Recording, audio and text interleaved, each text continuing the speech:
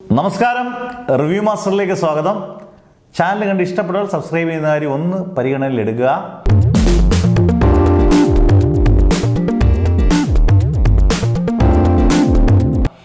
Turbo എന്തായാലും ഗംഭീര കളക്ഷനായിട്ട് പടം മുന്നേറുന്നു. ഓരോ ദിവസവും കളക്ഷനിൽ എന്തായാലും പല രീതിയിലുള്ള പ്രചരണങ്ങളൊക്കെ നെഗറ്റീവ് വൈബുകളൊക്കെ നെഗറ്റീവ് പ്രചരണങ്ങളൊക്കെ താണ്ടി പടം നല്ല രീതിയിൽ മുന്നോട്ട് പോകുന്നു, നല്ല രീതിയിൽ കളക്ഷനോട്ട് മുന്നോട്ട് പോകുന്നു.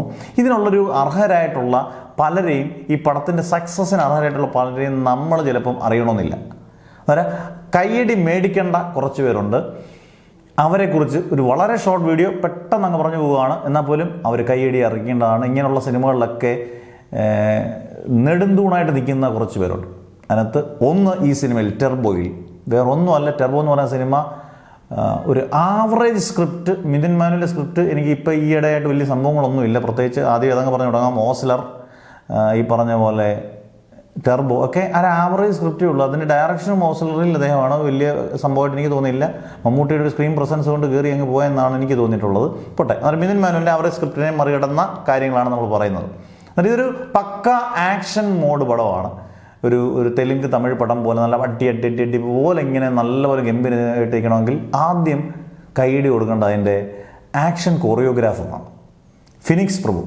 കഴിഞ്ഞ ദിവസം ഒരു ഇൻ്റർവ്യൂ പറഞ്ഞു, നന്നായിട്ട് കഷ്ടപ്പെട്ട് കാണും. 70-75 ദിവസത്തോളം പുള്ളി മമ്മൂട്ടി എന്ന് പറയുന്ന ഒരു നടനെ കൊണ്ട് ഇത്രയും ആക്ഷൻ സീക്വൻസ് എടുപ്പിക്കണമെന്നുണ്ടെങ്കിൽ അത് എന്തായാലും ഇത്രയും സീനിയറായിട്ടൊരു നടനാണെങ്കിൽ പോലും ചെയ്യിപ്പിക്കുന്ന ആൾ ഗുരു തന്നെയാണ്. അന്നേരം ഗംഭീരമായിട്ട് പുള്ളി അത് നന്നായിട്ട് ചെയ്ത് സ്ക്രീനിൽ നമുക്ക് നല്ല ഇമ്പാക്റ്റ് ഉണ്ടാക്കുന്നുണ്ട്. പ്രത്യേകിച്ചും ബസ്സേലുള്ള അടി, ഈ പറഞ്ഞ പോലെ പോലീസ് സ്റ്റേഷനിലെ അടി, ക്ലൈമാക്സിലെ സൂപ്പർ ഫൈറ്റ് എന്ന് തന്നെ പറയണം. സൂപ്പർ ഫൈറ്റ് എടുത്തു വെച്ച ഫിനിക്സ് പ്രഭുവിന് മമ്മൂട്ടി ചെയ്തു വെച്ച് ഗംഭീരം. പക്ഷേ ഇത് പറഞ്ഞു കൊടുത്ത ഫിനിക്സ് പ്രഭുവിന് കൈയടി കൊടുക്കാം ഗംഭീരമായിട്ട്.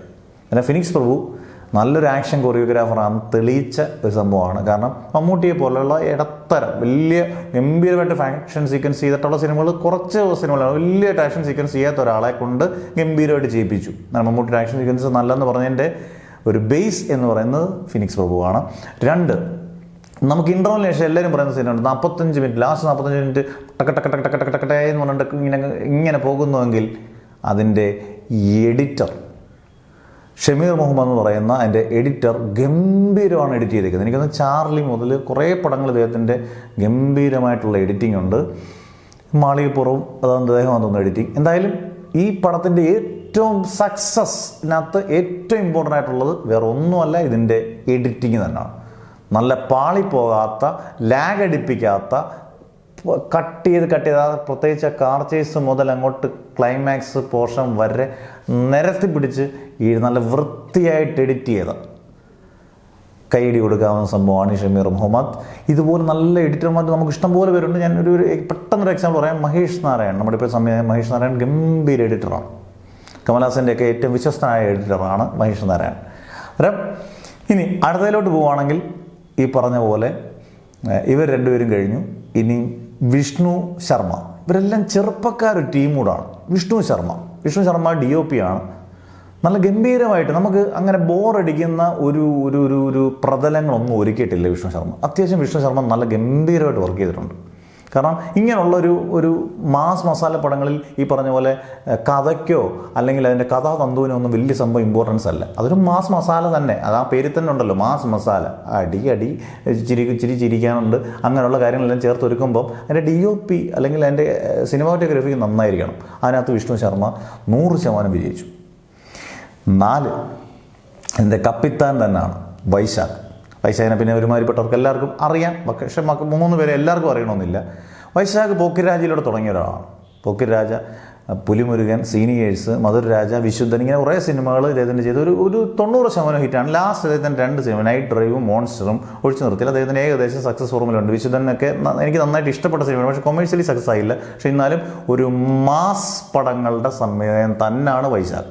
അതിൻ്റെ ഏറ്റവും വലിയ ഉദാഹരണം ആണ് ടർബോ. കാരണം ഒരു ആക്ഷൻ എഴുതുന്നതാണെങ്കിലും ഒരു രീതിയിൽ ഒരു മാസ് സിനിമ എങ്ങനെ കൊണ്ടുപോകുന്ന ഒരു രീതി ഒക്കെ കൃത്യമായ ചേരുവകൾ അറിയാം ഈ പറഞ്ഞ പോലെ ഈ വൈശാഖിന്. പക്ഷേ മിഥുൻ മാനുവലിൻ്റെ സ്ക്രിപ്റ്റ് അതിഗംഭീരമാണെന്ന് നിങ്ങളൊന്ന് വിചാരിച്ച്, അതിഗംഭീരമാണെങ്കിൽ ഈ സിനിമ ഇതിനെക്കാട്ടിലൊരു 10 ഇരട്ടി എടുക്കാൻ പറ്റുമായിരുന്നു വൈശാഖനെന്ന അഭിപ്രായമാണ് എനിക്കുള്ളത്. കാരണം മിഥുൻ മാനുവലിൻ്റെ സ്ക്രിപ്റ്റ് വളരെ ബലം കുറവുള്ളതാണ്. അതിനെ ഇത്രയും പുൾ ഓഫ് ചെയ്യണമെങ്കിൽ, ഇത്രയും ഗംഭീരമായിട്ട് എടുക്കണമെങ്കിൽ വൈശാഖ് സാധാരണപ്പെട്ട ഒരാളല്ല എന്ന് തെളിയിച്ച ഒരാളാണ്, പ്രൂവ് ചെയ്ത ഒരാളാണ്. കാരണം പുലിമുരുകനും പോക്കിരി രാജയും ഒക്കെ അതിന് ഉദാഹരണങ്ങളാണ്. ഫസ്റ്റ് പടം തന്നെ മെഗാ ഹിറ്റ് ആക്കിയാണ്. പിന്നെ അത് വലിയ പ്രശ്നമില്ല. 100 കോടി ക്ലബ്ബിൽ എത്തിച്ചത് എനിക്ക് തോന്നുന്നു പുലിമുരുകനാണ് ഫസ്റ്റ് പടം. അന്നേരം വൈശാഖ് തിരിച്ചു വന്നു എങ്ങും പോയിട്ടില്ലല്ലോ, എന്നാലും ഒരു റീ എൻട്രി ആയി. പിന്നെ നമ്മളിപ്പോൾ ഇതിൻ്റെ കൂട്ടത്തിലങ്ങ് പറഞ്ഞു പോകുന്നില്ലെങ്കിൽ പോലും ഇതെല്ലാം കൃത്യമായിട്ട് ഇങ്ങനെ സ്ക്രിപ്റ്റ് സെലക്ട് ചെയ്തു, ഞാൻ അഭിനയിക്കാൻ റെഡിയാണ്, ഞാൻ എന്തിനും റെഡിയാണ്, ഈ മനയിലേക്ക് സ്വാഗതം എന്ന് പറഞ്ഞിരിക്കുന്ന ഒരാളുണ്ട് എപ്പോഴും. പുത്തനായിട്ടുള്ള ഇതിപ്പോൾ നമ്മൾ പുത്തൻ ചെറുപ്പക്കാരെയാണ് ഇവരെല്ലാം. വിനീക്സ് പ്രഭു ആണെങ്കിലും, വിഷ്ണു ശർമ്മയാണെങ്കിലും, ഷമീർ ഇങ്ങനെയുള്ളവരെല്ലാം ഡയറക്ടറും ചിലപ്പോൾ ഒരു ആക്ടറോടൊക്കെ, സീനിയർ ആക്ടറോടൊക്കെ ചേർന്നായിരിക്കും ഇവരെല്ലാം തിരഞ്ഞെടുക്കുന്നത്. ഇങ്ങനെ ഒരു പടം ഞാൻ ചെയ്യാം, ഈ പ്രായത്തിലും ഇവിടെ ഞാൻ ആക്ഷൻ പുല്ല് പോലെ ഞാൻ ചെയ്യാം, അവിടെ 72 വയസ്സിൽ ഞാൻ ഈ ആക്ഷൻ സീക്വൻസ് എനിക്ക് എത്ര പരിക്ക് പറ്റിയാലും ചെയ്യാമെന്ന് തീരുമാനിച്ച നടന് കയ്യടി. കാരണം ഭീഷ്മപർവ്വത്തിന് ശേഷം അദ്ദേഹത്തിൻ്റെ സിനിമകളെല്ലാം എടുത്തു നോക്കിയാൽ ഭീഷ്മപർവ്വത്തിനകത്ത് വലിയ ആക്ഷൻ സീക്വൻസ് ഒന്നും അല്ല, അതിനെ ബിൽഡപ്പ് ചെയ്യുന്ന സീനുകളാണ്. അതിനുശേഷം പുഴുവായാലും കാതലായാലും കണ്ണൂർ സ്ക്വാഡ് പിന്നെ ഇച്ചിരി ചെയ്തിട്ടുണ്ട്. എന്നാൽ പോലും പുഴുവായാലും കാതലായാലും നൻപകലത്ത് മയക്കം അങ്ങനെയുള്ള സിനിമകൾ, ജിയോപൊലിച്ചയുടെ പടങ്ങളെല്ലാം ഈ പറഞ്ഞ പോലെ പല ഭ്രമയുഗം ഉൾപ്പെടെ പല സിനിമകളും പല ജനറൽ സിനിമകളാണ്, വ്യത്യസ്തമായ സിനിമകളാണ്. എല്ലാ ടൈപ്പ് സിനിമകളും മമ്മൂട്ടി തന്നെന്നുള്ളതാണ്. അതിൻ്റെ അൾട്ടിമേറ്റ് ഒരു മാസ് സിനിമ ലാസ്റ്റിൽ എല്ലാവർക്കും വേണ്ട ഒരു മാസ് സിനിമയോടെ തന്നു എന്നുള്ളതാണ് ഏറ്റവും വലുത്. അത് 72 വയസ്സുകാരൻ, പലരും ചോദിച്ചു 72 വയസ്സുകാരൻ ചെയ്യുന്നതിന് വലിയ സംഭവം തോന്നും. നമ്മുടെയൊക്കെ വീട്ടിൽ ഇരിക്കുന്ന 72 വയസ്സുകാരനാണ്. അതിൻ്റെ നമ്മളെ തന്നെ നോക്കും, നമ്മളൊരു കാലെടുത്ത് പൊക്കത്തില്ല പലരും, 90% പേരും. അന്നേരം 72 വയസ്സുകാരൻ അയാൾ ശരിക്കും പൈസ മേടിച്ചിട്ടാണ് അഭിനയിക്കുന്നതെങ്കിലും ഈ പറഞ്ഞ പോലെ ഗംഭീരമായിട്ട് കഷ്ടപ്പെട്ടു. ആ കഷ്ടപ്പെട്ടത് സ്ക്രീനിൽ കണ്ടു. അന്നേരം out and out only Mammootty എന്ന് പറയുന്ന നടൻ ശരിക്കും കഷ്ടപ്പെടുന്നുണ്ട്. ചിത്രങ്ങളുടെ സെലക്ഷനും അതുപോലെ തന്നെ ഈ പറഞ്ഞ പോലെ അദ്ദേഹത്തിൻ്റെ ഡെഡിക്കേഷൻ, അത് പിന്നെ ഇതൊന്നും പറയേണ്ട ആവശ്യമില്ല. എന്നാൽ പോലും ഈ സിനിമയിൽ ആക്ഷൻ സീക്വൻസിൽ അദ്ദേഹം കാണിച്ച ഇമ്പോർട്ടൻസ് ആ സിനിമയ്ക്ക് ഒരു ഗംഭീരമായി. പൊതുവേ ഇതെല്ലാം വൈശാഖ് മമ്മൂട്ടി ഒഴിച്ച് ബാക്കിയുള്ളവർക്കെല്ലാം നമുക്ക് കുറച്ചുകൂടെ കൈയ്യടി കൊടുക്കാം. ഇവരൊക്കെ കൈയ്യടി എപ്പോഴും നേടിക്കൊണ്ടിരിക്കുന്നവരാണ്. മമ്മൂട്ടി മോഹൻലാലിന് പ്രത്യേകിച്ച് കൈയ്യടി കൊടുക്കേണ്ട ആവശ്യമില്ല.